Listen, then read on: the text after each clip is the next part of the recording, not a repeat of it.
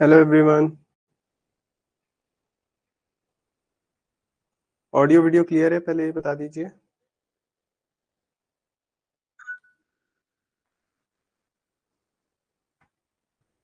चलिए।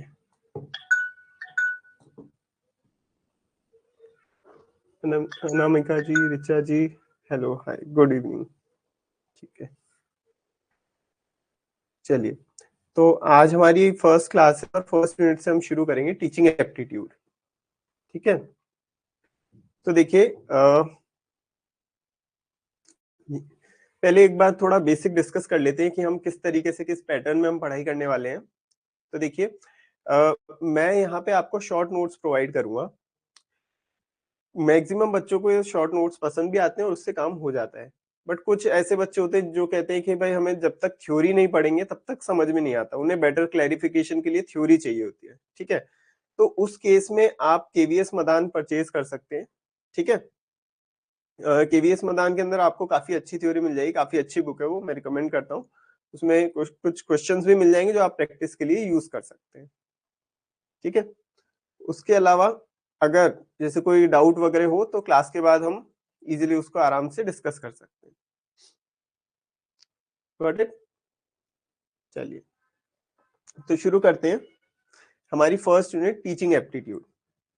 तो देखिए, एजुकेशन की अगर हम बात करें और एक ब्रॉडर पर्सपेक्टिव में एजुकेशन को हम देखें, तो एजुकेशन की बहुत सारी डेफिनेशंस हो सकती है। ओवरऑल अगर हम सब डेफिनेशंस को मिला के एक क्रक्स देखना चाहें, तो एजुकेशन का मतलब क्या है? कहीं से नॉलेज गेन करना। ठीक है, कहीं से कोई स्किल गेन करना। नॉलेज मतलब कहीं नॉलेज इजी है। स्किल में किस तरह की स्किल्स आ सकती है? जैसे मान लीजिए आप कार चलाना सीख रहे हैं, वो भी एक तरह की स्किल है। क्रिकेट खेलना सीख रहे हैं, वो भी एक तरह की स्किल है, तो वो भी एजुकेशन का पार्ट है। ठीक है, नेक्स्ट बात आती है वैल्यूज की। अब वैल्यूज, मोरल वैल्यूज जैसे होती हैं, अगर आप कहीं से मोरल वैल्यूज सीख रहे हैं, वो भी एजुकेशन का पार्ट है। नेक्स्ट आता है बिलीव्स। देखिए, अलग अलग लोगों के अलग अलग बिलीव्स होते हैं, अलग अलग कल्चर के अलग अलग बिलीव्स होते हैं, ये सभी सीखना भी एजुकेशन है। और लास्ट चीज हम इसमें लेते हैं हैबिट्स। जो हैबिट्स हम सिखाते हैं अपने यंग ब्रदर्स को या यंगर सिस्टर्स को, तो वो सभी हैबिट्स का पार्ट है। हमने भी अपने बड़ों से जो सीखी है, वो सारी हैबिट्स एक तरीके से एजुकेशन का ही पार्ट है। ठीक है, अब इसमें कुछ मेथड्स ऑफ एजुकेशन है, किस किस तरीके से हम एजुकेशन ले सकते हैं। इसमें फर्स्ट मेथड है टीचिंग। टीचिंग जैसे अभी एट प्रेजेंट यहाँ पे जो प्रोसेस चल रहा है, दैट इज टीचिंग, कि एक व्यक्ति पढ़ा रहा है और दूसरे लोग पढ़ रहे हैं। नेक्स्ट आता है ट्रेनिंग। एक बार इनका हम ओवरऑल ओवरव्यू ले रहे हैं इन सभी मेथड्स ऑफ एजुकेशन को, फिर सबको डिटेल में समझेंगे और डिटेल में ये भी समझेंगे कि इन दोनों में डिफरेंस क्या है। टीचिंग है, ट्रेनिंग है, और भी जितने। तो बात कर रहे हैं ट्रेनिंग की। ट्रेनिंग देखिए प्रैक्टिकल चीजों की होती है, प्रैक्टिकल चीजों में टीचिंग नहीं हो सकती। जैसे कि आर्मी में ट्रेनिंग होती है। ठीक है, आर्मी में बंदूक चलाना सिखा रहे हैं, ड्रिल की है, ये सब क्या है? ट्रेनिंग है। वहां पे ऐसा नहीं होता कि कोई व्यक्ति आ रहा है, लेक्चर दे रहा है और वो आप लेक्चर सुनते सुनते बंदूक चलाना सीख जाओगे। ठीक है, तो that is a part of training. Next आता है कंडीशनिंग। अब कंडीशनिंग का मतलब ये होता है हम किसी को कोई आदत सिखा रहे हैं, किसी को कोई हैबिट्स में चेंज लेकर आ रहे हैं, दैट इज कंडीशनिंग। ठीक है, तो कंडीशनिंग भी अगेन टीचिंग से तो डिफरेंट है ही। और कंडीशनिंग कैसे की जाती है? इसमें एक रीइंफोर्समेंट और पनिशमेंट का कॉन्सेप्ट आता है। मतलब आप कुछ अच्छा काम कर रहे हो तो आपको रिवॉर्ड देंगे, और कुछ गलत काम कर रहे हो तो आपको पनिशमेंट देंगे। जैसे छोटे बच्चों को अक्सर हम क्लास में बोलते हैं कि भाई शांति से बैठ जाओ, टीचर की बात सुनो। तो अगर वो ऐसा कर रहे हैं तो उनको रिवॉर्ड मिलता है, जैसे उनको टीचर तारीफ कर देता है तो ये उनके लिए रिवॉर्ड हो जाता है। और अगर ऐसा नहीं कर रहे तो जैसे उनको सीट पे खड़े करने की पनिशमेंट दे दी। तो ये क्या होता है? इस तरीके से उनकी कंडीशनिंग होती है, वो सीखते हैं कि उन्हें क्या करना चाहिए और क्या नहीं करना चाहिए। नेक्स्ट आता है इंडोक्ट्रिनेशन। इंडोक्ट्रिनेशन एक नेगेटिव सेंस में हम काम में लेते हैं। इसमें क्या होता है कि कुछ रिजिड बिलीव्स बताए जाते हैं कि मतलब ये सही है तो ये ही सही है, इसके अलावा और कुछ सही नहीं हो सकता। इस तरह का होता है इंडोक्ट्रिनेशन। थोड़ा ब्रेन वॉश किया जाता है इसके अंदर। नेक्स्ट आता है इंस्ट्रक्शन। इंस्ट्रक्शन में एक व्यक्ति होता है, वो किसी को सिखा रहा है और वहां पे सिर्फ गिव एंड टेक वाला है। हम लोग इंस्ट्रक्शन देंगे और सामने वाला इंस्ट्रक्शन को फॉलो करेगा, दैट इज इंस्ट्रक्शन। नेक्स्ट है रिसर्च। अब इसमें देखिए, ये जो पर्टिकुलरली रिसर्च है ना, इस रिसर्च के ऊपर आपकी एक और यूनिट है, सेकेंड यूनिट, जो आपकी है रिसर्च एप्टीट्यूड। तो इस रिसर्च को डिटेल में हम वहां पे डिस्कस करेंगे। यहाँ पे अभी जो हम पढ़ने वाले हैं और एग्जाम के हिसाब से जो इंपॉर्टेंट है, ये समझना जरूरी है कि टीचिंग और ट्रेनिंग में क्या डिफरेंस है, टीचिंग और कंडीशनिंग में क्या डिफरेंस है, टीचिंग और इंडोक्ट्रिनेशन, और इसी तरीके से टीचिंग और इंस्ट्रक्शन में क्या डिफरेंस है, ये समझना यहाँ पे जरूरी है। वो समझेंगे, उससे पहले एक छोटा सा हम ये भी ओवरव्यू लेते हैं फॉर्म्स ऑफ एजुकेशन। 3 फॉर्म्स है एजुकेशन की। एक होता है फॉर्मल। फॉर्मल एजुकेशन, जैसे कि आप स्कूल कॉलेजेस में जिस तरह की एजुकेशन ले रही हो, that is a part of formal education. और दूसरा होता है non formal education. Non formal education, जैसे कि आप घर में बड़ों से बात करना सीख रहे हो, कोई मेहमान आता है, उसके आपको कैसे बात करनी चाहिए, ठीक है, कोई आता है चाय पानी के लिए पूछना, ये सब चीजें आप कहाँ से सीख रहे हो, घर से सीख रहे हो। बड़ों से कैसे बात करना है, इज्जत से बात करनी है, रेस्पेक्ट से बात करनी है, वो सब नॉन फॉर्मल एजुकेशन का पार्ट हो जाता है, ठीक है। और फॉर्मल और नॉन फॉर्मल को दोनों को मिला के, इन दोनों के एक बीच का कॉन्सेप्ट होता है, दैट इज इनफॉर्मल।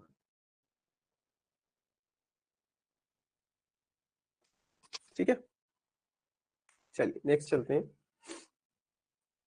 अब कुछ एक डेफिनेशंस की बात कर लेते हैं, कि जैसे मैंने बताया था कि एजुकेशन की डेफिनेशंस बहुत सारी हो सकती है, ठीक है। तो हमें सारी डेफिनेशन की तरफ भी नहीं जाना है, क्योंकि सारी आप याद भी नहीं कर सकते, बट ये नाम एक बार जरूर पढ़ लीजिए। ये नाम क्यों जरूरी है, क्योंकि ये मैच द फॉलोइंग में इस तरह के क्वेश्चंस आते हैं कि एजुकेशन से हो सकता है आपको प्लेटो को मैच करना पड़े, एजुकेशन से हो सकता है आपको मेलकम फोर्ब्स को मैच करना पड़े, तो ये नाम जरूरी है। इसमें जो इंपॉर्टेंट डेफिनेशंस है, उसको हम अलग से डिस्कस करते हैं। देखिए, जैसे श्री रविंद्रनाथ टैगोर, इन्होंने एजुकेशन के लिए बहुत अच्छी एक डेफिनेशन दी। इन्होंने एजुकेशन को किस तरीके से डिफाइन किया कि एजुकेशन क्या है। एजुकेशन है सेल्फ रियलाइजेशन, खुद को समझना, दैट इज एजुकेशन। जब व्यक्ति खुद को समझ लेता है, तब वो कह सकता है कि yes, I am educated. Next है स्वामी विवेकानंद जी। इनकी डेफिनेशन क्या कहती है, इनकी डेफिनेशन कहती है कि पूर्णता का प्रदर्शन शिक्षा है, यानी कि मैनिफेस्टेशन ऑफ परफेक्शन। ऐसे समझ लीजिए, कोई छोटा बच्चा है, या आप अपने ऊपर लेके देखिए, आज के 10 साल पहले आपकी थिंकिंग एक अलग लेवल पे थी, आपकी जो भी आप डिसीजन लेते थे वो अलग होते थे। आज के टाइम में आप 10 साल पहले से ज्यादा मैच्योर हैं। क्यों? क्योंकि पिछले 10 साल में आपने काफी सारी एजुकेशन ली है, ठीक है। तो एक व्यक्ति अपनी पूरी फॉर्म में, अपनी पूर्णता में कब आ रहा है, जब उसे एजुकेशन मिल रही है। ये स्वामी विवेकानंद जी ने कहा था, और ये काफी अच्छी डेफिनेशन लगती है मुझे, कि एक व्यक्ति का manifestation of perfection, that is education, पूर्णता का प्रदर्शन। फिर है जॉन डिवे, इनका भी काफी अच्छा नाम है। तो इन्होंने एजुकेशन को ऐसे डिफाइन किया है कि हमें पूरी लाइफ के लिए प्रिपेयर करना, वो एजुकेशन है, ठीक है। एजुकेशन से हम क्या सीखते हैं कि हमें एक बेहतर जिंदगी कैसे जीनी है, क्या करना चाहिए जीवन में, क्या नहीं करना चाहिए, वो इनकी डेफिनेशन से हमें पता चलता है। और लास्ट डेफिनेशन जो हम डिस्कस करेंगे, वो है नेल्सन मंडेला की। इन्होंने भी एक बहुत अच्छी डेफिनेशन दी है।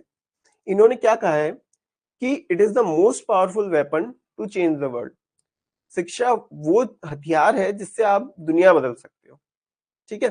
तो ये 4 डेफिनेशन है जो मुझे लगता है एग्जाम के हिसाब से काफी इंपॉर्टेंट है, और थोड़ा बहुत आपको इसके बारे में पता होना चाहिए। बाकी ये सारे नाम से एक बार पढ़ जरूर लीजिएगा, ठीक है। और एग्जाम के हिसाब से ये बहुत जरूरी है कि जितने भी नाम आ रहे हैं ना, उन सबके लिए आप अलग से एक लिस्ट बनाओ, और रोज ऐसे हनुमान चालीसा की तरह उसको पढ़ के जाओ, ठीक है। उससे क्या है, आपके सबकॉन्शियस माइंड में ये चीजें फीड हो जाएगी कि हाँ, एजुकेशन से रिलेटेड इन सभी के नाम है, राइट। और एग्जाम में जैसे ही मैच द फॉलोइंग देखोगे, आपको क्लिक कर जाएगा कि हाँ, किससे किसका मैच होना चाहिए। चलिए अब नेक्स्ट आते हैं। जो मैंने बताया था कि इंपॉर्टेंट क्या है कि टीचिंग और बाकी सारे टीचिंग से रिलेटेड जो भी एजुकेशन के कॉन्सेप्ट्स हैं, उनमें डिफरेंस क्या है? तो देखिए, फर्स्ट एंड फॉरमोस्ट टीचिंग क्या है? एक थ्योरेटिकल चीज़ है, ठीक है? और ट्रेनिंग हमेशा प्रैक्टिकल चीज़ों की होती है। जैसे कि आर्मी में ड्रिल करवाई जाती है, ठीक है? शूटिंग है या ट्रेनिंग जैसे स्पोर्ट्स की अपन बात करें तो स्पोर्ट्स में भी ट्रेनिंग होती है, तो वहाँ पे थ्योरी में नहीं चलता। डांस प्रैक्टिस करने जा रहे हो तो वो भी ट्रेनिंग है। कोई पढ़ के नहीं समझ सकता कि डांस कैसे करना है, चाहे आपको कितना ही भरतनाट्यम की कितनी ही नॉलेज हो, लेकिन जब तक आप एक्चुअल में उस चीज़ को प्रैक्टिकली परफॉर्म नहीं कर सकते, ठीक है? कोई प्रैक्टिकली आपसे परफॉर्म नहीं कर पाएगा, ट्रेनिंग नहीं देगा, तब तक आप एक अच्छे डांसर नहीं बन पाओगे, करेक्ट? नेक्स्ट देखिए, टीचिंग का मेन पर्पस क्या है? मेन पर्पस है कि आपके बिहेवियर को, आपके माइंड को इस तरीके से शेप करे कि आपका इंटेलेक्ट बढ़ जाए, ठीक है? आपके ब्रेन का जो लेवल है वो इंक्रीज हो, आपकी कॉग्निटिव एबिलिटीज, सोचने का दायरा, वो बढ़ना चाहिए। और वहीं पे ट्रेनिंग क्या काम करता है कि आपकी आदतों में कुछ बदलाव करता है। जैसे मैं एक छोटा सा एग्जांपल देता हूँ कि आर्मी की ट्रेनिंग में एक चीज सिखाई जाती है कि दुश्मन पे एक बार में 3 गोलियां फायर करनी चाहिए। इसको हम कहते हैं बर्स्ट फायर, ठीक है? तो ये उनकी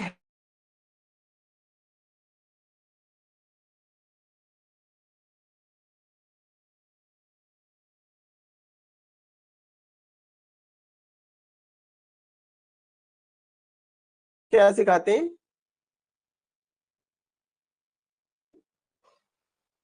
गाड़ी चलाते टाइम एक सेकेंड।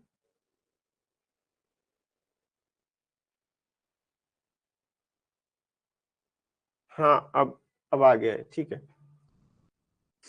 हाँ, तो हम हैबिट्स को शेप करने की बात कर रहे थे। तो देखिए, गाड़ी चलाते टाइम क्या होता है कि हमारी हैबिट्स को शेप करना होता है कि जैसे आपने क्लच को छोड़ा और फिर एक्सेलरेटर दबाया, तो ये एक तरह की क्या हैबिट है जो ट्रेनिंग से डेवलप होती है।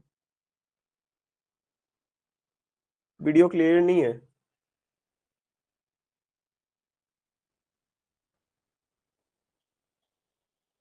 अब क्लियर है?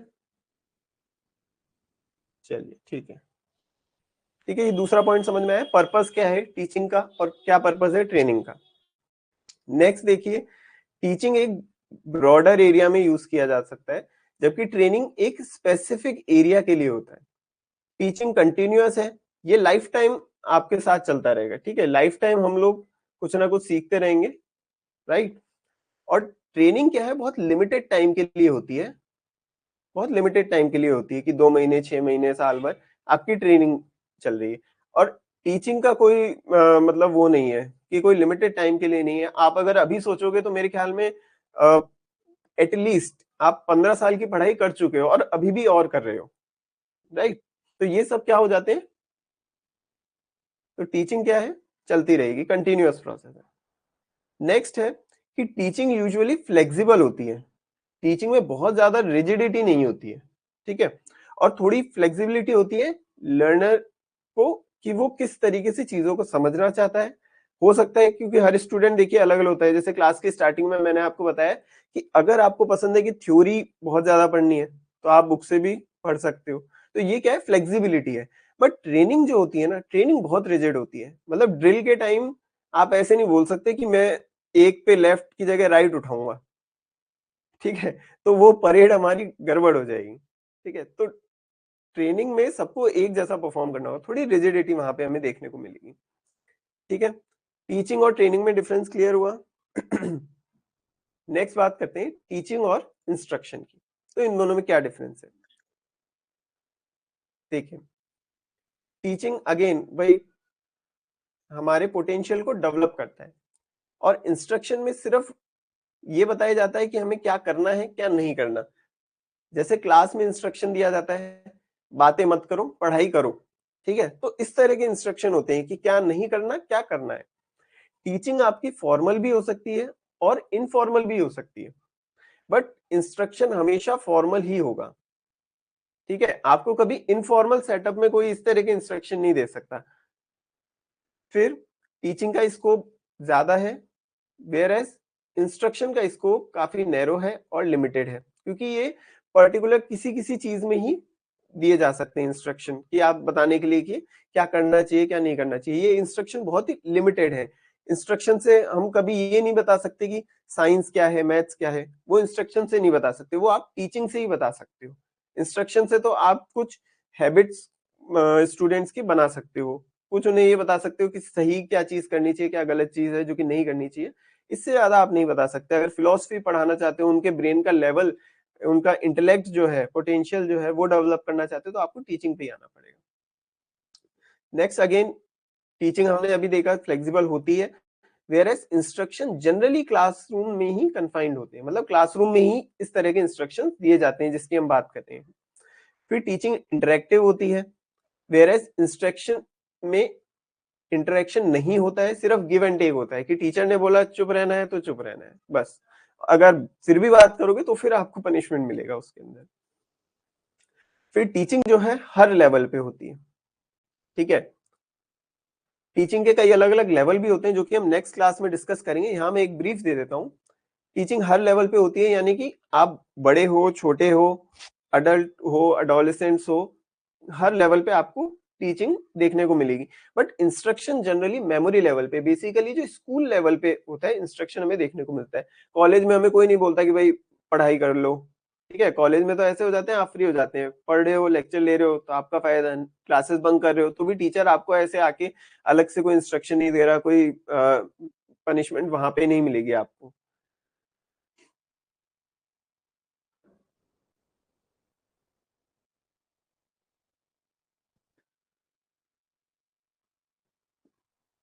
नेक्स्ट देखिए, टीचिंग और कंडीशनिंग। एक्चुअली आप ये भी लिखिए, ज्यादा डिस्क्राइब किसको करना है, वर्षा जी, हिमांशी जी, किस पॉइंट पे आपको मतलब थोड़ा ज्यादा एक्सप्लेनेशन चाहिए, वो भी साथ में बताइए।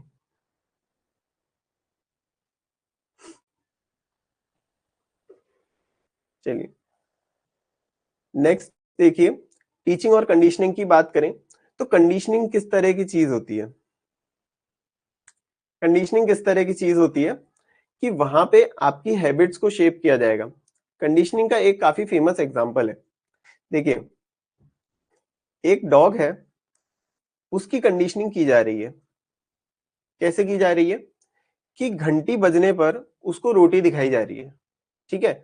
और ऐसा उसके साथ कई बार किया जाएगा कि घंटी बजते ही रोटी उसको दिखाई जा रही है।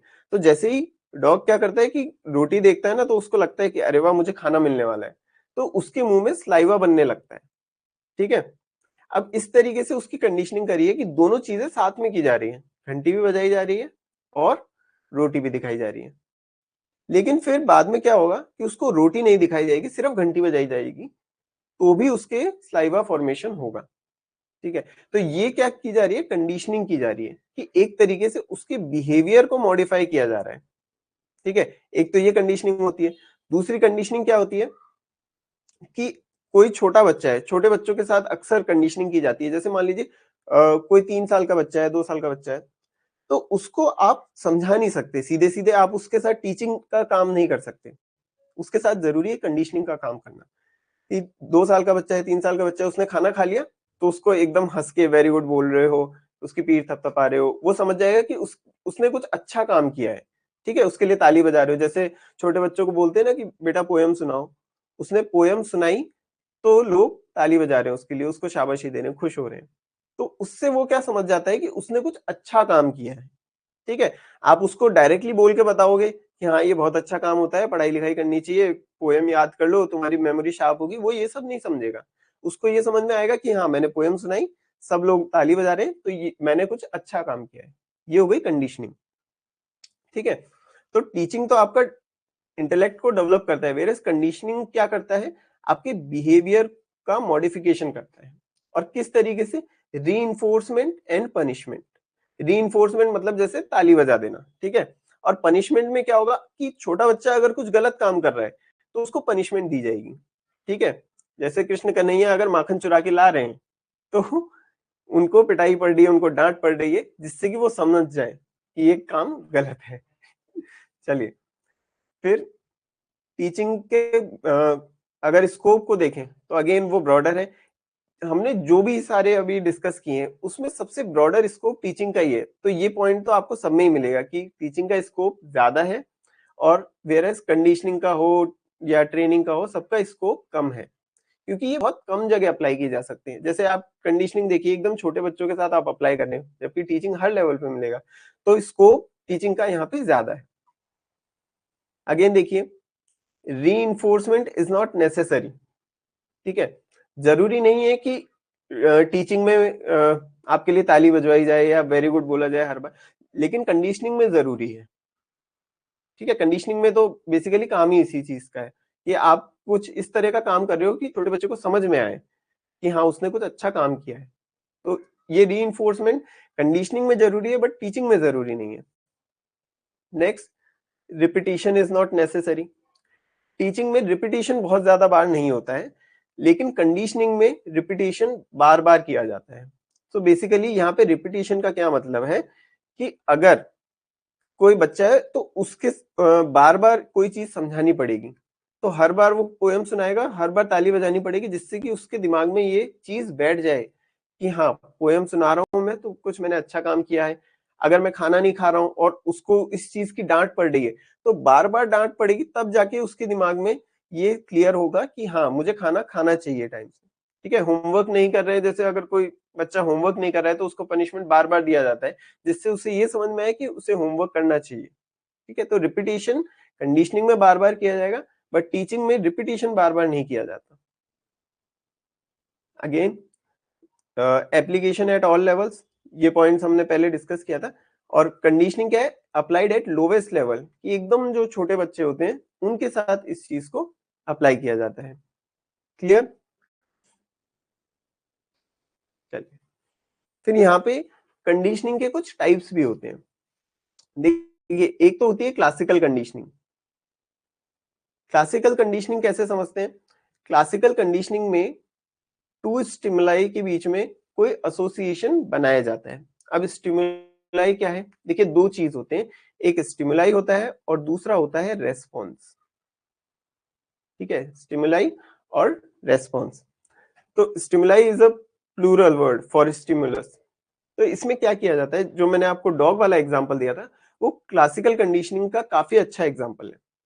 तो इसमें क्या किया था हमने कि डॉग को हम रोटी दिखा रहे हैं और साथ में घंटी बजा रहे हैं, तो ये दो अलग अलग चीजें हैं, और उससे हम उसके रेस्पॉन्स को मॉडिफाई कर रहे हैं।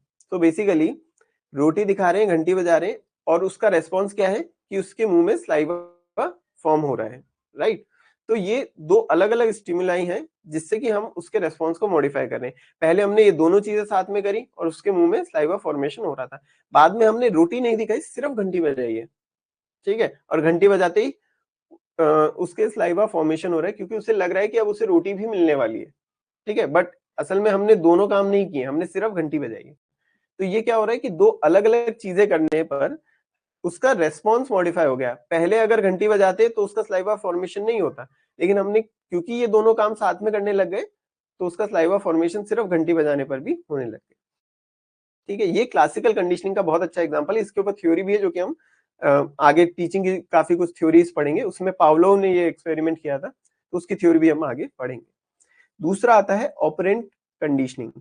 ऑपरेंट कंडीशनिंग हम काम में लेते हैं, जो मैंने आपको बच्चों का एग्जांपल दिया कि कुछ अच्छा किया तो उनको रिवॉर्ड दिया, कुछ बुरा किया तो उनको पनिशमेंट दी है।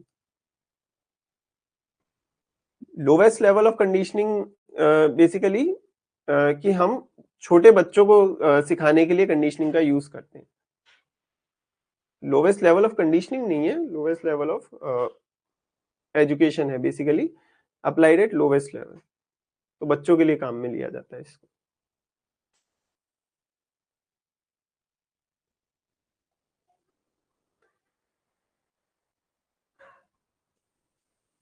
ठीक है, नेक्स्ट हम देखते हैं टीचिंग और इंडोक्ट्रिनेशन। टीचिंग और इंडोक्ट्रिनेशन, इंडोक्ट्रिनेशन के हिंदी में हम बोलते हैं मत शिक्षा या मतारोपण। तो बेसिकली अब देखिए, इंडोक्ट्रिनेशन क्या होता है, इंडोक्ट्रिनेशन को हम थोड़ा नेगेटिव सेंस में लेते हैं, ठीक है। नेगेटिव सेंस में लेने का मतलब कि यहाँ पे थोड़ा ब्रेन वॉश जैसा कुछ काम किया जाता है, जिससे कि उसके बिलीफ्स जो है वो रिजिड हो जाते हैं उसको ऐसा लगने लगता है कि हाँ, हम जो कर रहे हैं वो सही है और जो हमारे जैसा नहीं है वो गलत है। कुछ इस तरह की थिंकिंग उसकी डेवलप होती है। तो अगेन टीचिंग की हम बात करें तो टीचिंग का काम क्या है? इंटेलेक्ट को डेवलप करना। वेयरएज़ इंडोक्ट्रिनेशन में क्या होता है कि रिजिड बिलीफ्स को इम्पार्ट किया जाता है। तो जैसे अगर आप देखेंगे कहीं कम्युनल वायलेंस देखेंगे या टेररिज्म देखेंगे तो वहां पे इंडोक्ट्रिनेशन ही हो रहा है एक्चुअल में। वहां पे ब्रेन वॉश किया जा रहा है, उनको कुछ इस तरह की चीजें बताई जा रही है, उनके बिलीफ्स को एकदम रिजिड बनाया जा रहा है। ठीक है। फिर टीचिंग में होता है ब्रेन स्टॉर्मिंग। ब्रेन स्टॉर्मिंग क्या होता है? ब्रेन स्टॉर्मिंग होता है कि जैसे कोई एक चीज है, उसको अलग अलग डायरेक्शन से सोचना, उस चीज के अलग अलग पहलुओं के बारे में सोचना। ये तो होता है ब्रेन स्टॉर्मिंग कि आपको दिमाग खोलने का काम कर रहे हैं यहाँ पे। ठीक है। एक प्रॉब्लम है, उसके क्या अलग अलग सॉल्यूशंस हो सकते हैं, हम यहाँ पे वो समझते हैं टीचिंग के अंदर। वेयर एज इंडोक्ट्रिनेशन में होता है ब्रेन वॉश। ब्रेन वॉश किया जाता है कि हाँ, ये जो है तुम्हारे दुश्मन है, इसको जाके तुम टेररिज्म फैलाओ और इस तरह की चीजें जो है वो ब्रेन वॉश है। नेक्स्ट देखिए, authoritative only at lowest level. अभी अथॉरिटेटिव का मतलब क्या होता है?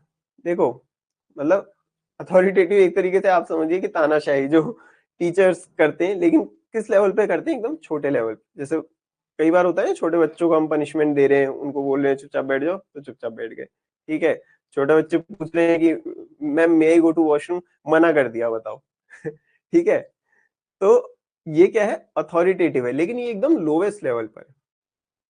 जैसे जैसे बच्चे बड़े हो जाते हैं उनके लिए टीचिंग अलग अलग तरीके से की जाती है। बट इंडोक्ट्रिनेशन में क्या होता है कि छोटा लेवल हो, बड़ा लेवल हो, कोई भी किसी भी तरह के बच्चे हों, पूरी तरीके से अथॉरिटेरियन चलता है। ठीक है। बहुत रिजिड होते हैं, उन्होंने जो कह दिया वो आपको करना पड़ेगा। उन्होंने कहा है कि हाँ, किसी मतलब किसी जगह जाके आपको कुछ भी काम करना है तो वो करना पड़ेगा। ये इस तरह का अथॉरिटेटिव है। नेक्स्ट देखिए, अनबायस्ड वे ऑफ थिंकिंग। तो टीचिंग में क्या है, एक unbiased way of thinking develop की जाती है। वेयर एज इंडोक्ट्रिनेशन में बायस्ड थिंकिंग सिखाई जाती है कि एक रिजिड बिलीफ, वही ले दे के पॉइंट जो है ना, वो रिजिड बिलीफ्स के अराउंड ही घूमेगा। कि रिजिड बिलीफ्स सिखाए जाते हैं कि हम सही है, हमारे अलावा और कोई सही नहीं है। इस तरह का जो बिलीफ होता है ना, वो यहाँ पे सिखाया जाता है। नेक्स्ट देखिए, टीचिंग जो है लॉजिकल होती है। ठीक है। यहाँ पे लॉजिक से बात की जाएगी। वेयर एज इंडोक्ट्रिनेशन में इमोशनल अपील की जाती है कि देखो भाई, तुम्हारे साथ बुरा हो रहा है, ठीक है, इसलिए तुम भी उनके साथ जाके बुरा कर दो। तो यहाँ पे एक इमोशनल बिलीव कर रहे हैं, लॉजिकली उस चीज को नहीं सोचा जाता, उस चीज के बारे में इंडोक्ट्रिनेशन में ब्रेन वॉश किया जाता है। नेक्स्ट, टीचिंग जो है वो फ्लेक्सिबल होती है और open to question. Whereas indoctrination में कोई फ्लेक्सिबिलिटी नहीं होती, और इंडोक्ट्रिनेशन करने वाले से आप ऐसे क्वेश्चन नहीं कर सकते कि क्यों भाई, हमारे साथ कहाँ बुरा हो रहा है, बढ़िया खाने पीने के लिए चीजें हैं, ठीक है, गवर्नमेंट की सारी फैसिलिटीज हमें भी मिल रही है, तो ये हमारे साथ बुरा कहाँ हो रहा है? तो इस तरह की चीजें आप इंडोक्ट्रिनेशन में नहीं कर सकते, बल्कि टीचिंग में कर सकते हो आप।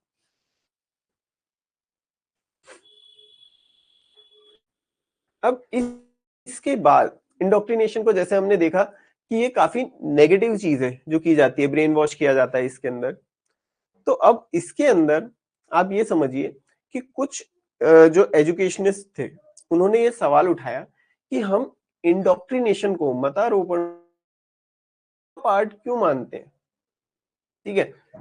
और इनका कहना था कि नहीं मानना चाहिए। ठीक है। ये एजुकेशन का कोई मेथड नहीं है। ठीक है। ये एजुकेशन से बहुत अलग है। ऐसा क्यों कहा उन्होंने? क्योंकि एजुकेशन ऐसा होना चाहिए जो आपके दिमाग को खोले। ठीक है। आपके दिमाग को डेवलप करे, आप ये समझ सकें कि जो व्यक्ति आपसे अलग है, जरूरी नहीं है कि वो गलत भी हो। ठीक है। वो अपनी चीजों को फॉलो कर रहा है और मैं अपनी चीजों को फॉलो कर रहा हूं, ये एजुकेशन है। ठीक है।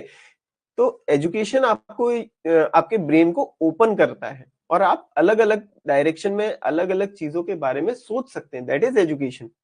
और इंडोक्ट्रिनेशन क्या कर रहा है, आपके ब्रेन को रिजिड बना रहा है, ठीक है, यूनिडायरेक्शनल बना रहा है। एक डायरेक्शन में आप सोचोगे कि हाँ ठीक है, कि हमारी वाली चीज सही है, बाकी चीज सही नहीं है। तो ये इंडोक्ट्रिनेशन है। तो इसीलिए वो कहते हैं कि इंडोक्ट्रिनेशन एजुकेशन से अलग है, तो इसको इसका मेथड नहीं मानना चाहिए। तो ये भी एक पॉइंट है जो एजुकेशनिस्ट ने रखा है। फिर दूसरा हमने बात करी थी फॉर्म्स ऑफ एजुकेशन के बारे में, ठीक है, कि एजुकेशन की अलग अलग फॉर्म्स क्या है। तो देखिए, फॉर्म्स ऑफ एजुकेशन में एक फॉर्मल है, इनफॉर्मल है और नॉन फॉर्मल है। देखिए, फॉर्मल एजुकेशन कौन सी है, आपकी स्कूल्स और कॉलेजेस वाली, ठीक है। इनफॉर्मल है जो सोसाइटी से या सेल्फ से आप सीखते हो। जैसे कि मान लो सर्दियों का टाइम चल रहा है, किसी शादी में गए, आपने बाएं देखा दाएं देखा कि मम्मी तो है नहीं, आइसक्रीम उठाई और खाना शुरू कर दिया। पीछे से आ गई मम्मी और एक चपेट लगाई और बोला सर्दियों में आइसक्रीम खा रहा है। तो ये आपको एजुकेशन कहाँ से मिली है, ठीक है, सोसाइटी से मिल रही है।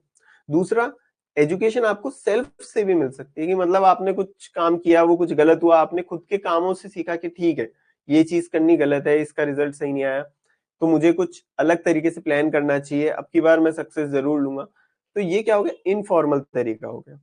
और इन दोनों को मिला के जो होता है वो हो जाता है नॉन फॉर्मल, इन दोनों के बीच का, ठीक है। इसमें कुछ क्वालिटीज तो फॉर्मल वाली हो जाती है और कुछ हो जाती है इनफॉर्मल वाली। तो जैसे आपकी डिस्टेंस लर्निंग है, ओपन स्कूल्स हैं, यूनिवर्सिटीज, ओपन यूनिवर्सिटीज, ये सभी किसका पार्ट हो जाती है, नॉन फॉर्मल का। ट्रेनिंग, वोकेशनल एजुकेशन, ये सभी नॉन फॉर्मल एजुकेशन का पार्ट हो जाती है, ठीक है। इसके और कुछ क्वालिटीज पढ़ते हैं, क्या क्या क्वालिटीज होती है। देखिए, जो फॉर्मल एजुकेशन है ना, वो आपकी एकदम स्ट्रक्चर्ड होगी और प्लान्ड होगी, ठीक है। स्ट्रक्चर्ड होगी और प्लान्ड होगी। जैसे आप स्कूल की बात करें या किसी कॉलेज की बात करें, प्रॉपरली एक सिलेबस होगा, प्रॉपरली प्लान्ड होगा कि हाँ 2 महीने बाद आपके यूनिट टेस्ट होंगे, फिर उसके बाद आपके हाफ ईयरली होंगे, फिर उसके बाद सेकंड यूनिट टेस्ट होंगे, फिर फाइनल एग्जाम्स होंगे। तो इस तरीके से स्ट्रक्चर्ड भी होगी, प्रॉपर एक करिकुलम होगा, प्रॉपर प्लान्ड होगा। और इनफॉर्मल एजुकेशन की अगर हम बात करें तो वो कैसी होगी, अनस्ट्रक्चर्ड होगी और फ्लेक्सिबल होगी। इवन वो स्पॉन्टेनियस भी हो सकती है। जैसे मम्मी एकदम से पीछे से आके चपाट मार के समझाए, तो वो क्या है, स्पॉन्टेनियस है, ठीक है। आप घर वालों से कुछ सीख रहे हो, तो वो क्या हो जाती है, स्पॉन्टेनियस हो जाती है। और अनस्ट्रक्चर्ड होती है, मतलब इसमें कुछ सिलेबस नहीं है कि आपको कब क्या चीज सिखाई जाए, ठीक है, कोई प्लानिंग नहीं है। फिर बात करें इनफॉर्मल की। इनफॉर्मल इन दोनों का मिक्सचर है। देखिए, स्ट्रक्चर्ड भी है और फ्लेक्सिबल भी है। आप ऐसे समझिए कि आप इग्नू से कोई कोर्स कर रहे हैं, या मान लीजिए कोर्सेरा से कोई कोर्स समझ रहे हैं। कुछ ऐसे सॉफ्टवेयर्स हैं जो हम काम में लेते हैं, स्टेटा मान लीजिए, या आर मान लीजिए, या एमएस एक्सेल मान लीजिए, काफी जनरल चीज है। तो इसको सीखने के लिए आपने एक ऑनलाइन कोर्स ज्वाइन किया, ठीक है। अब ये ऑनलाइन कोर्स जो है ये स्ट्रक्चर्ड है, प्रॉपर्ली स्ट्रक्चर्ड है, कि आपको पहले फर्स्ट लेसन करना है, फिर सेकंड लेसन करना है, उसके बाद आपको कुछ मॉड्यूल दिया जाएगा, वो मॉड्यूल आपको पढ़ना है, फिर कुछ असाइनमेंट्स दिए जाएंगे जो आपको परफॉर्म करने हैं, फिर आपका असेसमेंट भी होगा, जिसके बेस पे आपको एक ऑनलाइन सर्टिफिकेट भी मिल जाएगा, ठीक है। इस तरह का एक प्रॉपर स्ट्रक्चर होगा। लेकिन ये फ्लेक्सिबल है, इसमें कोई स्कूल कॉलेज की तरह नहीं है कि सुबह 8 से दोपहर को 2 बजे तक क्लास होगी। ऐसा नहीं है, फ्लेक्सिबल है। आप अपने टाइम पे, जब आपको टाइम मिलता है, आप जॉब पे हो। और अक्सर नॉन फॉर्मल एजुकेशन वो लोग लेते हैं जो जॉब पे रहते हैं, तो डिस्टेंस लर्निंग से वो कोर्स कर रहे हैं, उसमें फ्लेक्सिबिलिटी है कि उनको शाम को टाइम मिल रहा है तो वो शाम को पढ़ेंगे। अगर किसी की जॉब ऐसी है कि शाम को जॉब रहती है, तो फिर वो सुबह पढ़ाई कर सकता है। तो फ्लेक्सिबिलिटी यहाँ पे रहती है कोर्स में। नेक्स्ट देखिए, फॉर्मल एजुकेशन के अंदर 3 स्टेजेस होती हैं, primary, secondary, tertiary. So primary basically जब आप स्कूल में होते हो, प्राइमरी हो गया। सेकेंडरी लेवल पे आप कॉलेज, जो 9, 10th, 11th, 12th, ये आपकी सेकेंडरी एजुकेशन हो जाती है। टर्शियरी हो जाती है आपके कॉलेज लेवल पे, ठीक है। वेयर एज इनफॉर्मल की बात करें तो इसके अंदर कुछ ऐसे स्टेजेस नहीं होती है, ये सोसाइटी के द्वारा ड्रिवन होती है कि कब आपको कौन सी चीज सिखानी चाहिए, ठीक है। जैसे मान लीजिए आप 18 अबव हो जाते हैं, तो घर वाले बोलते हैं कि ठीक है अब इसको ड्राइविंग सिखा दो, ठीक है, अब इसके काम आएगी, स्कूटी चलाना, बाइक चलाना, कार चलाना। तो ये सोसाइटी डिटरमाइन कर रही है कि कब कौन सी चीज आपको सिखानी चाहिए, ठीक है। फिर नॉन फॉर्मल क्या होती है, सेल्फ डायरेक्टेड होती है कि आप अपने आप से सोच रहे हो कि ठीक है, अगर मुझे जॉब में इंक्रीमेंट चाहिए तो मुझे शायद एमएस एक्सेल सीख लेना चाहिए या फिर स्टेटा सीख लेना चाहिए, कोई एक ऐसी स्किल सीख लेनी चाहिए या डिस्टेंस लर्निंग से एमबीए कर लेना चाहिए। तो ये सेल्फ डायरेक्टेड है, ये आप अपने आप से सोच रहे हो कि आपको ये काम साइड बाय साइड सीख लेना चाहिए जिससे कि आपका अपलिफ्टमेंट हो सके। फिर लास्ट पॉइंट फॉर्मल में देखें कि फॉर्मल में प्रॉपरली लेक्चर्स होते हैं, क्लासरूम्स होते हैं, टेक्स्ट बुक्स होती हैं, ठीक है। इन सब की मदद से आपको एजुकेशन प्रोवाइड करी जाती है। वेयर इज इनफॉर्मल में, इनफॉर्मल एजुकेशन आपकी कॉन्टेक्चुअल होती है और एक्सपीरियंशियल होती है। कैसे कॉन्टेक्चुअल? तो जो सोसाइटी की मैंने बात करी कि जैसे ऐसे समझ लीजिए कि आप एक शादी में गए हो, ठीक है। उस शादी में 6-7 लोग बैठे हैं और कुछ बात चल रही है। वहाँ पे इस तरह की बातें हो रही है कि हाँ, शादी करने की सही उम्र क्या होनी चाहिए, किस एज में शादी हो जानी चाहिए। शादी के बाद अ, एक लड़के की और एक लड़की की ज़िंदगी किस तरीके से चेंज हो सकती है, क्या-क्या ज़िम्मेदारियाँ उन्हें बियर करनी पड़ेंगी, ये सारी चीज़ें। तो ये क्या कॉन्टेक्सचुअल है कि आप एक शादी में गए थे, उससे रिलेटेड बातें चल रही है, तो वहाँ से आपने सीखी है, ठीक है। दूसरी एक्सपीरियंशियल कि आप अपने एक्सपीरियंस से जो नॉलेज गेन कर रहे हो, that is part of informal education. अब देखिए नॉन फॉर्मल एजुकेशन में क्या होगा, नॉन फॉर्मल एजुकेशन में हो जाएगा कि लेक्चर्स, ग्राउंड, ऑनलाइन मॉड्यूल्स, जैसे आप कोई ऑनलाइन कोर्स कर रहे हैं तो मॉड्यूल्स आपको मिल गए, ठीक है। उसके अंदर कुछ लेक्चर्स भी हो सकते हैं, स्टडी मटेरियल मिल जाएगा सॉफ्ट कॉपी में। आप क्रिकेट सीखने जा रहे हैं तो वो ग्राउंड में आपको जैसे मिले, कोई जैसे ट्रेनिंग होती है ना जैसे, तो उसके लिए ग्राउंड। तो ये सारी चीजें इसके अंदर होती है नॉन फॉर्मल एजुकेशन में, करेक्ट। चलिए, तो अब आप लोगों के कुछ डाउट्स भी ले लेते हैं। पूरा लेक्चर आप लोगों ने सुना है, ठीक है। डाउट लेते हैं एक एक करके। सबसे पहले तो informal, third point one more time, ठीक है। शुभम जी का डाउट है इनफॉर्मल का थर्ड पॉइंट। अच्छा, usually driven by the society. So basically देखिए, ड्रिवन बाय सोसाइटी क्यों है, देखिए पहले तो ये समझिए कि इनफॉर्मल एजुकेशन क्या है। इनफॉर्मल एजुकेशन वो एजुकेशन है जो या तो आपको सोसाइटी से मिलेगी या आपको सेल्फ से मिलेगी, अपने एक्सपीरियंस से मिलेगी, ठीक है। दूसरी चीज ये समझिए कि जब सोसाइटी आपको एजुकेट कर रही है तो उसका ये रहेगा कि एक पर्टिकुलर टाइम पे आपको वो चीज सिखाई जाएगी। अगर मुझे ड्राइविंग सिखाई जाएगी, जैसे मान लो घर वालों को लगता है कि भाई ठीक है अब इसको स्कूटी सिखा दो, तो ऐसा नहीं है कि 10 साल की एज में मुझे स्कूटी सिखा देंगे, ठीक है। तो सोसाइटी डिसाइड करेगी कि किस टाइम पे क्या चीज सिखानी चाहिए, इसलिए इसको हम बोल रहे हैं कि यूजुअली ड्रिवन बाय सोसाइटी। कई बार सेल्फ ड्रिवन भी हो सकती है, but usually driven by the society. बड़ों का आदर करना चाहिए, ये आपको कब सिखाया जाता है, जब आप छोटे बच्चे होते हो। छोटे बच्चों में आपको कोई ये नहीं सिखाएगा कि भाई पैसे कैसे कमाना चाहिए, पैसे की वैल्यू क्या है, ठीक है। ये सारी चीजें नहीं सिखाई जाती। जो एकदम छोटा बच्चा होता है, मान लीजिए कोई 4 साल का, 5 साल का बच्चा है, तो उसको मम्मी सिखा रही है कि अपने आप खाना कैसे खाना चाहिए, ठीक है। अपने आप कपड़े कैसे पहन लेने चाहिए, तैयार होना है स्कूल के लिए, तो वो सब कैसे होना चाहिए। तो ये सोसाइटी सिखा रही है, तो वो आपकी एज के अकॉर्डिंग कि किस एज में आपको क्या चीज सिखानी चाहिए, उस अकॉर्डिंग आपको इनफॉर्मल एजुकेशन मिलती है। आई होप ये वाला पॉइंट क्लियर हुआ होगा, ठीक है। स्टिमुलाई वाला, ओके। स्टिमुलाई वाला पॉइंट जो है, बेसिकली आपको स्टिमुलाई में प्रॉब्लम आ रही है, राइट प्रियंका जी। देखिए स्टिमुलाई क्या होता है कि कोई एक एक्शन हो रहा है, ठीक है, और रेस्पॉन्स को आप समझिए कि कोई रिएक्शन हो रहा है। तो किस एक्शन का कैसा रिएक्शन होना चाहिए, ये आपकी क्लासिकल कंडीशनिंग है। मेरे को एक और भी किसी ने कहा था कि इसका कोई और भी एग्जांपल, हाँ प्रियंका जी ने बोला था कि क्लासिकल कंडीशनिंग का कोई एक और एग्जांपल दीजिए। तो देखिए एक और एग्जांपल से समझते हैं हम इसको। आप मान लीजिए जूडो कराटे की क्लास में गए, ठीक है। वहां पे आपको ये सिखाया जा रहा है कि अगर कोई आपको पंच करे तो आपको उसे बचना कैसे है, ठीक है। तो ये चीज आपको कई बार करवाई जाएगी, प्रैक्टिस बहुत बार करवाई जाएगी, बार बार इस चीज का रिपीटेशन होगा कि कोई आपको पंच कर रहा होगा और आपको उस पंच से बचना है, राइट? तो यहाँ पे क्या हो रहा है, एक एक्शन और उस एक्शन का क्या रिएक्शन होना चाहिए, ये आपके सबकॉन्शियस माइंड में आ गया, ठीक है? आपको पंच कैसे करना है, कई बार पंच करवाया जाएगा, तो आप समझ जाओगे कि पंच कैसे करना है, ठीक है?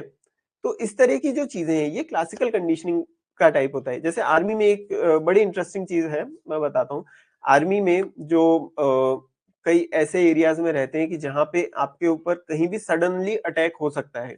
अगर इस जगह आपकी पोस्टिंग है, तो आर्मी में एक ट्रेनिंग बताई जाती है कि कभी भी अगर फायर होता है, तो आपको फ्लिप करना होता है, ठीक है? फ्लिप समझते हैं? जैसे बैक फ्लिप करते हैं ना, जैसे डांस में भी करते हैं, तो बैक फ्लिप करना है। ये उनको क्यों सिखाया जाता है?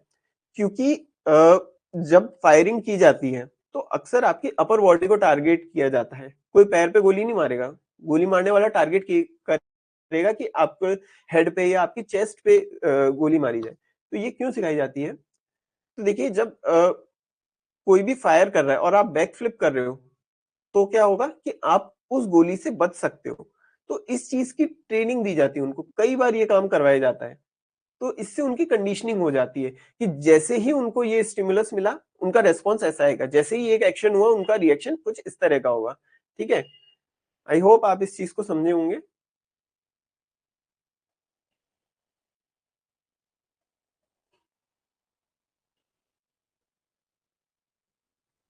नेक्स्ट देखिए, नेक्स्ट डाउट है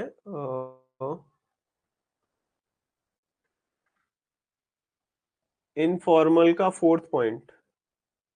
इनफॉर्मल का फोर्थ पॉइंट तो बता तो दिया भाई। इनफॉर्मल एजुकेशन कॉन्टेक्चुअल होती है, कॉन्टेक्स्ट पे बेस करेगी कि अभी क्या बात चल रही है, क्या सिचुएशन चल रही है, उसके अकॉर्डिंग सिखाया जाएगा। शादी में कोई ये नहीं सिखाएगा आपको कि भाई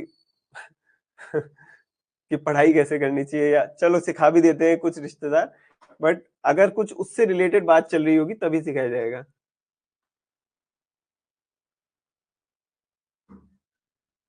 और अपने एक्सपीरियंस से भी आपको एजुकेशन मिल सकती है।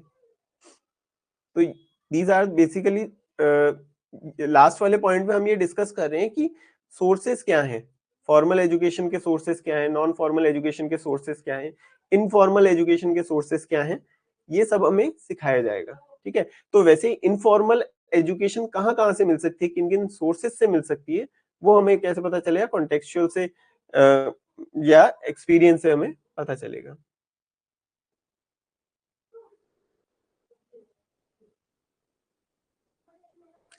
देखिए, स्ट्रेटेजी वाला वीडियो आपको यूट्यूब पे मिल ही जाएगा, तो आप वहां पे जाके देख सकते हैं, ठीक है?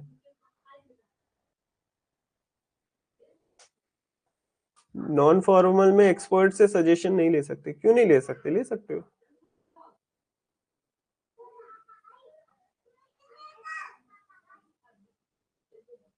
ठीक है, पेपर वन के लिए बुक है केवीएस मदान, वो आप रेफर कीजिए जरूर।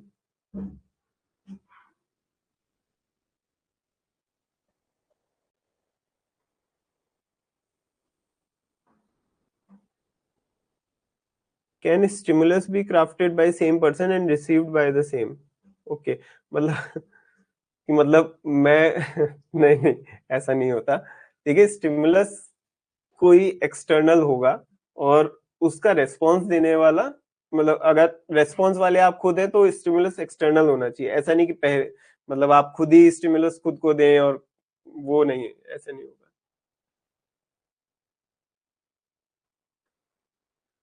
नॉन फॉर्मल, देखिए नॉन फॉर्मल मतलब सोसाइटी से जो आपको एजुकेशन मिल रही है, जहां से भी, वो नॉन फॉर्मल एजुकेशन है। इसको आप एक बार फिर से सुनिए लेक्चर को।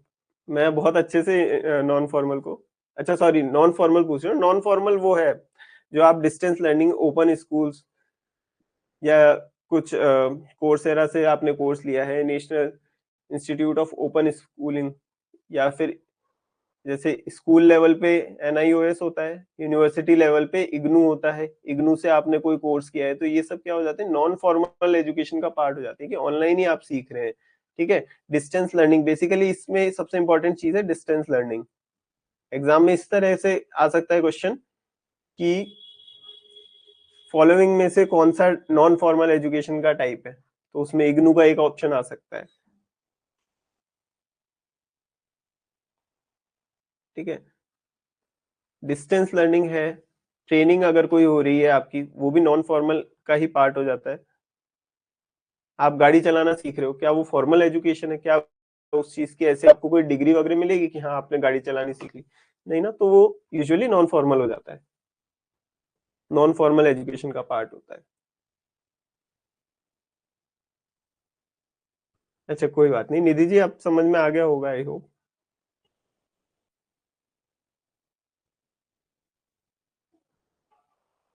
अब अभी अंशिका जी, मतलब एडिशन कौन सा है वो मैं कैसे बताऊं? मतलब आपका कितना पुराना एडिशन है, लेटेस्ट एडिशन में क्या कुछ नई चीजें आ गई है, वो आप देख लीजिएगा। देखिए बुक लेना मेरी तरफ से ऐसे कोई बहुत ज्यादा जरूरी नहीं है। मैं जस्ट ये बता रहा हूँ कि अगर आप थ्योरी को बहुत ज्यादा डिटेल में पढ़ने में इंटरेस्टेड है, मतलब कुछ ऐसे स्टूडेंट्स होते हैं जिन्हें थ्योरी पढ़ने से ही पूरा कॉन्सेप्ट ढंग से क्लियर होता है, तो उस केस में आप बुक पे जाइए, अदरवाइज बुक पे मत जाइए। और थ्योरी में आप मतलब कितना ही उलझ लीजिए, एग्जाम तो आपका क्लियर होगा जब आप क्वेश्चंस की प्रैक्टिस करेंगे। थ्योरी, क्योंकि डायरेक्ट क्वेश्चन ऐसे आएंगे नहीं, क्वेश्चंस की प्रैक्टिस अलग से आपको करनी होगी। जब क्वेश्चंस की अच्छी आप प्रैक्टिस कर लेंगे तो आपका एग्जाम क्लियर होगा। इवन एग्जाम से कुछ टाइम पहले एक बार रिवीजन हो गया बस ठीक है, उसके बाद बार बार आप रिवीजन की तरफ भी मत जाइए, आप क्वेश्चंस की तरफ जाइए। क्वेश्चंस करेंगे और जो जिस क्वेश्चन में आपको डाउट आए वहां पे फिर आप दोबारा अपने नोट्स को करिए। और इसमें प्रेफर ये किए, जैसे मान लीजिए आपने टीचिंग एप्टीट्यूड के उठा के 50 क्वेश्चन लगा दिए, उस 50 में से 3 4 5 गलत हो रहे हैं, तो बेसिकली आपकी नॉलेज, थ्योरेटिकल नॉलेज ठीक है। बट अगर 50 में से आप समझिए कि 20 30 क्वेश्चन गलत हो रहे हैं, तो फिर आपको थ्योरी पे दोबारा जाना चाहिए। नहीं तो थोड़े बहुत क्वेश्चन ऐसे आते ही हैं। किसी भी यूनिट के लिए आप ऐसे मत सोच के चलिए कि on an average her unit से अगर 5 क्वेश्चन आएंगे तो मेरे को 5 में से 5 ही करने हैं। कुछ एक आध क्वेश्चन ऐसा आ सकता है, किसी कई बार आ जाता है जो फुल स्कोरिंग नहीं होती है, कई यूनिट से कहीं से भी उठा के क्वेश्चन पूछ रहे हैं। तो थ्योरी आप 3 बार भी रिवीजन करेंगे ना, तो चौथी बार रिवीजन करते टाइम आपको लगेगा ही कि हाँ ये चीज तो मैं भूल ही गया। अब जैसे ये देखिए, इसमें इतने सारे नाम दे रखे हैं, मैच द फॉलोइंग में कोई सा भी नाम उठ के आ सकता है, किसी की भी डेफिनेशन कैसे भी आ सकती है, कभी तो आ ही सकता है। तो इतना ज्यादा मैं रिकमेंड नहीं करूंगा कि आप एक एक डेफिनेशन का बैठ के रट्टा मारें, फिर तो आपका कोर्स ही नहीं हो पाएगा कभी।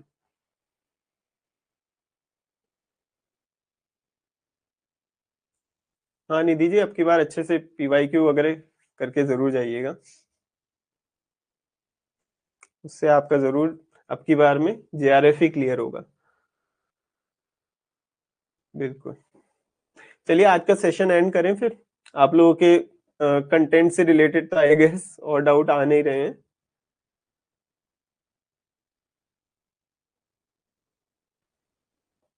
आर गुप्ता मैंने कभी नहीं देखी, मुझे इसके बारे में नहीं पता। हाँ ये फर्स्ट क्लास है मेरी पेड बैच में।